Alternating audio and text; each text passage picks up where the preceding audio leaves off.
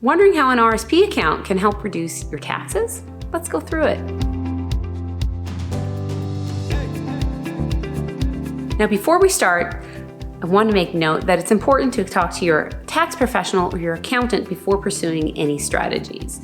For illustrative purposes, I'm going to walk you through a simplified scenario, and it's also important to note that the higher your level of income, the higher the percentage of tax you will pay on an increasing scale. Let's go through it. Scenario number one, you have $100,000 in income. Assuming no other deductions, you'll pay roughly $25,000 in tax. But what if you make an RSP contribution? What happens is it reduces your taxable income. The intention is that the monies will sit inside your RSP account and you'll withdraw them later on in life in retirement. And at that point, it's likely that you'll have a lower level of income and thus pay lower levels of tax. Let's go through scenario number two. Again, we're starting off with $100,000 in income.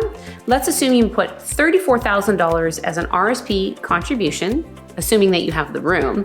This reduces your taxable income to about $66,000. You will pay roughly $15,000 in tax, which means you get about $10,000 back as a tax return. The other benefit is that while the monies are inside your RSP, they are tax sheltered. You don't pay tax on dividend income, interest income, capital gains, that sort of thing. One of the best benefits that nobody really talks about is that you get the tax dollars back now, today, and you can use them 20 years earlier than you would have otherwise. I hope this is helpful. I'm Anna Hilberry. Thank you so much for listening.